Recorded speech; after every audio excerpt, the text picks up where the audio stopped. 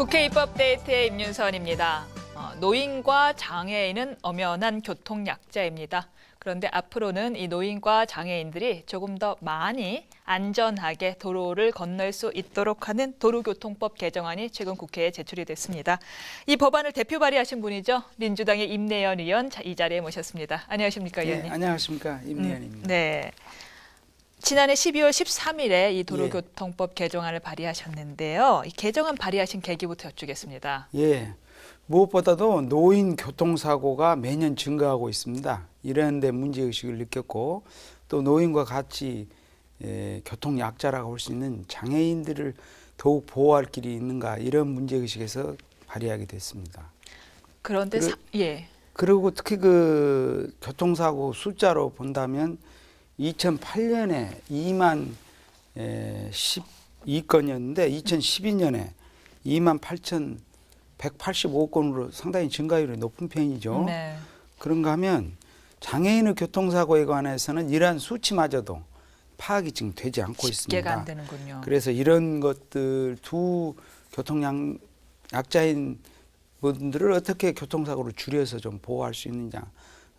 또 지금 지정해 있는 구역이 있기는 하지만 현실성이 좀 떨어진 그 제도여서 이걸 효율적으로 할 수는 없는가 그런 점에서 발의하게 된 것입니다. 지금 안 그래도 구역, 즉 노인보호구역, 장애인보호구역이 지정은 되어 있는데 현실성이 떨어진다는 말씀 주셨잖아요. 그러니까 이제 숫자가 실제 그 시설에 비해 숫자가 너무 적고 사실 저도 어린이 보호구역은 많이 봤는데 이 노인이나 장애인 보호구역은 본 적이 별로 없는 것 같습니다. 그러다 보니까 근데 어린이 보호구역은 전국적으로 15,136곳인데 노인 보호구역은 566곳으로 한 4%밖에 안 되고 그다음에 장애인 보호구역은 28개소밖에 안 됩니다. 그래서 첫째는 숫자가 부족하고 둘째는 있는 것도 체계적인 보호 조치가 안 돼 있다. 이 두 가지가 개선해야 할 과제입니다. 아니 어린이 보호구역 같은 경우는 학교라든가 그 인근 주변이 보호구역으로 지정이 되잖아요. 장애인이나 노인 보호구역은 어느 곳이 지정이 되는 겁니까? 원래 현행법에 따르면요. 그러니까 사실은 이제 노인 복지시설 하면 다 할 수가 있지만 현재까지 되어 있는 것은 이제 복지시설도 여러 가지가 있는데 노인 주거시설, 의료시설, 여가시설 그러한 복지시설만 노인 보호구역으로 지정이 지금 이제 현행법상은 그런 것으로 지정이 가능한데다 그 중에서도 일부만 되다 보니까 566개소만 됐고요. 또 이제 장애인 복지시설은 지금은 장애인 거주시설만 장애인 보호구역 지정이 가능하다 보니까 범위 자체가 작은데 그나마 실제 지정한 건 28곳에 불과하다. 그래서 우선 두 가지겠죠. 그 시설 대상을 법적으로 범위를 넓히고 또 그 대상이 된 거를 최대한으로 많이 수용하도록 해서 많은 시설이 적용을 받을 수 있도록 확대하는 것이 필요하죠. 시설도 확대하고 관리도 조금 더 철저하게 하고요. 그래서 시설을 어떻게 확대했는지 그거 좀 설명을 해주시겠습니까? 그러니까 지금 이제 노인 관련 시설로서 이제 어떤 부분이 더 늘어가게 되냐면요. 지금은 빠져있던 이제 재가 노인 복지시설이 3,003개소, 노인보호 전문기관 24개소가 추가로 지정받을 수 있게 됐습니다. 그리고 장애인 관련 시설은 장애인 직업 재활시설 456곳, 장애인 지역사회 재활시설 1,851곳이 보호 대상으로 추가가 되는 겁니다. 그래서 이제 저희들은 국회 차원에서 안행부나 지자체하고 정책적 협조를 통해서 노인, 장애인 보호구역이 더욱 확대될 수 있도록 지원을 아끼지 않을 생각입니다. 그러니까 지금 개정안에 따르면 노인 보호구역과 장애인 보호구역이 기존에는 안전 행정부령으로 몇 가지로 한정돼 있었는데 지금은 모든 노인 보호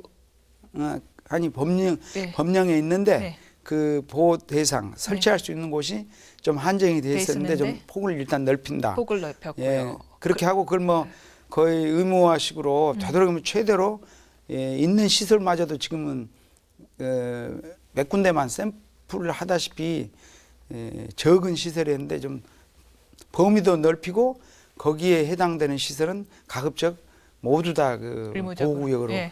설치할 수 설치. 있게 하겠다 예. 이런 것이 그렇게 해서 확대가 목표입니다. 되면은 예. 모두 다 시설로 보호구역으로 지정이 될 경우에는 예. 그 보호구역이 얼마나 늘게 되나요, 전국적으로? 그러니까 방금 얘기대로 제가 노인복지시설 등이 네. 3,003곳도 그러니까 3,005여 곳이 늘게 될 것이고 장애인은 지금 두 군데 합치면 한 2,300개가 네. 더 늘게 되죠. 네. 그리고 이걸 기왕에 있던 대상 구역에도 다 시설이 안 됐었거든요.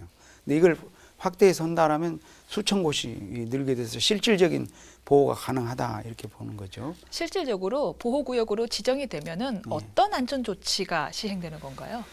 그러니까 이제 지금 그게 좀 미흡한 건데 네. 그래서 우선 두 가지죠. 하나는 식별이 아주 용이하게 돼야 하지 않겠어요? 그렇죠. 그래서 어느 곳에 일정 부분을 좀 색깔을 뚜렷하게 보이는 색깔로 어느 지역을 이렇게 표시를 한다는 그 문제가 어린이 있고 보호구역이 노란색인가 이런 색으로 그렇듯이 식별 가능하듯이요. 그 식별이 용이한 색깔로 도로 위에다가 그걸 표시하는 것이고요. 노면을 또, 도색 포장하고요. 예, 도색 포장하는 거. 두 번째는 또 그걸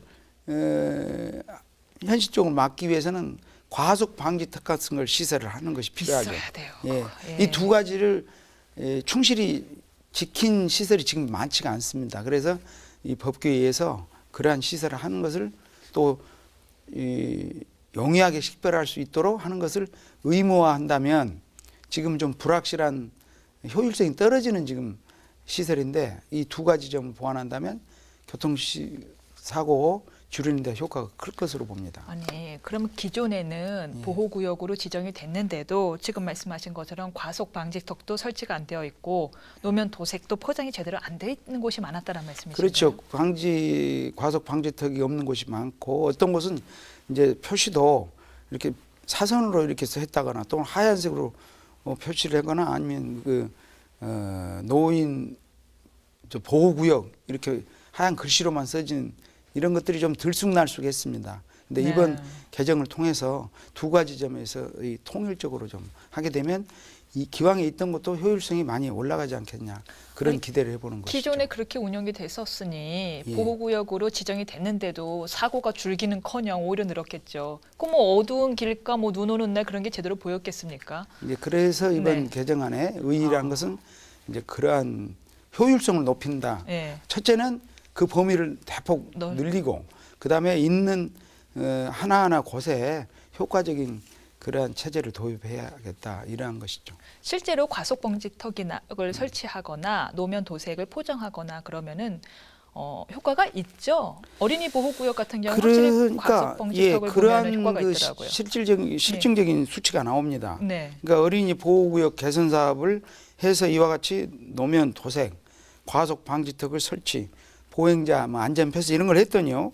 이것은 조금 이렇게 어린이 보호구역 1000개소당 교통사고 건수가 2008년에는 57.5건이었는데 2012년에 33.5건으로 줄어들고요. 괄목할 만한 수치네요. 사망자가 0.65명에서 0.5명, 네. 부상자는 62.1명에서 34.6명으로 감소하는 등 이렇게 지속적으로 효과가 나타나고 있습니다. 특히 우리나라 사람들이 자기 승용차를 매우 중시하기 때문에 이게 과속방지턱이 차에 무리가 갈 수 있다는 걸 아는 순간 그냥 속도를 바로 줄이더라고요. 예.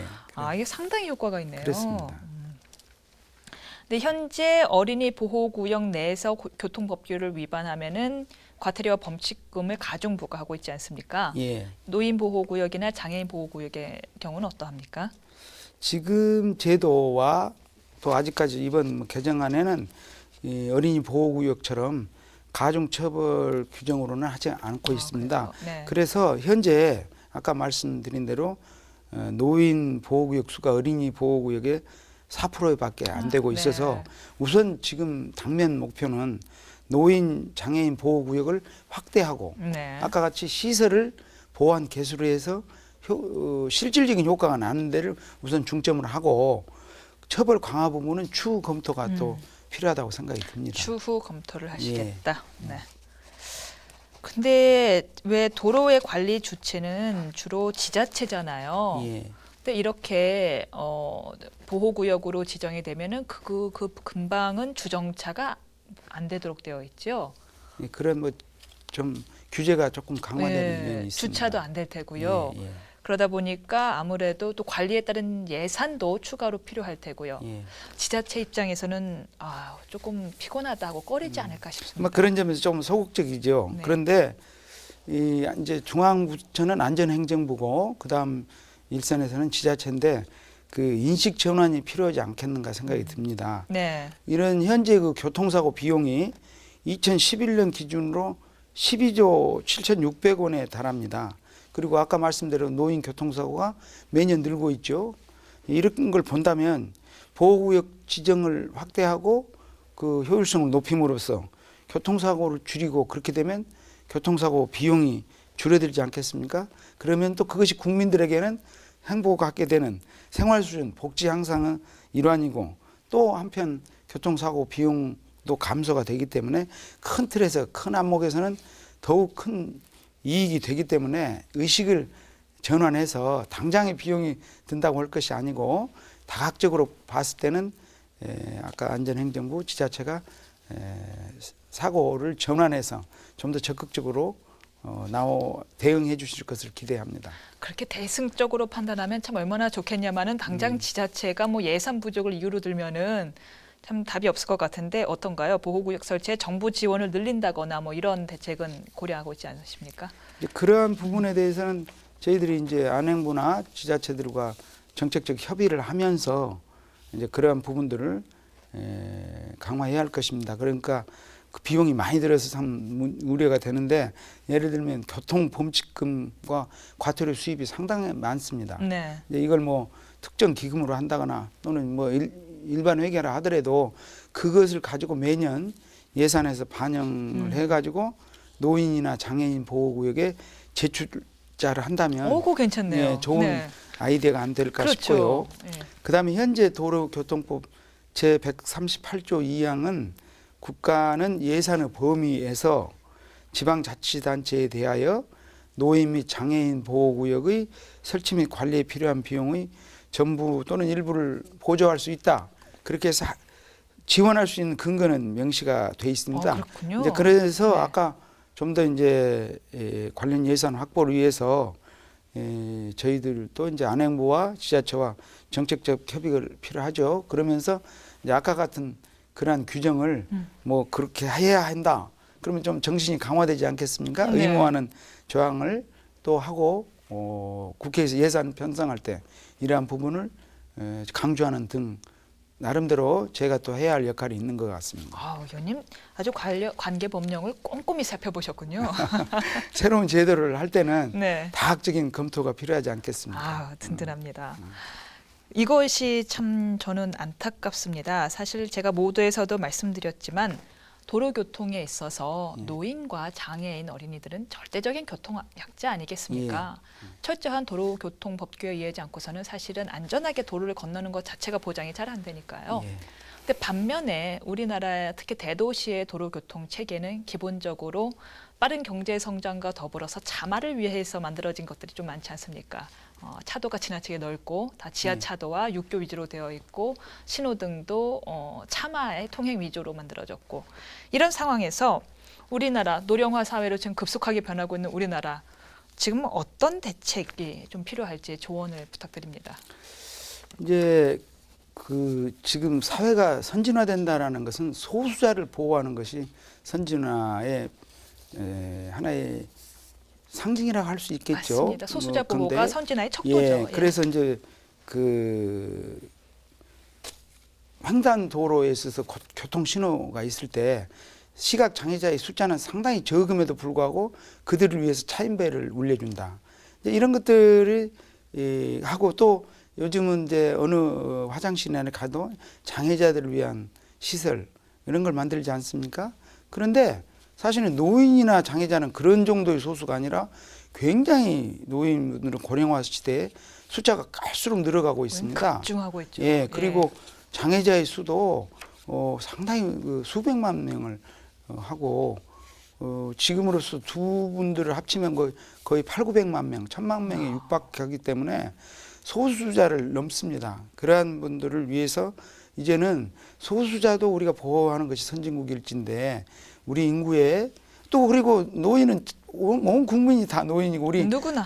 부모님들 노인 가는 거고 우리도 노인 갈 거고 또 장애인이라는 것은 선천적 장애인도 있지만 언제든지 우리 시민들도 어떤 지금 문명의 이익으로라고 생각되는 교통시설 등 여러 가지 위험시설이 될 수 있죠. 편의시설이 네. 항상 가능한 겁니다. 그래서 우리가 형제 자매와 같은 건데 이분들을 위해서 투자한다는 것은 스스로와 나의 형제 아버지 어머니를 위해서 투자하는 것이기 때문에요. 이제 그 숫자도 더 늘어갑니다. 이런 분들에 대해서 수요가 더 늘어가기 때문에 이제 저 같은 경우는 이제 이걸 발의하고 향후 상임위에 있는 분이나 또 본회의 통과를 전제로 다른 의원님들하고 이러한 것들이 시급히 통과가 필요하다는 걸 설득해서 되도록 빠른 시간 안에 이것이 통과되도록 하고 그 이후에는 안행부 또 지자체들과 협의를 통해서 네. 내실 있는 시행이 되도록 하는데 일조를 하고자 합니다.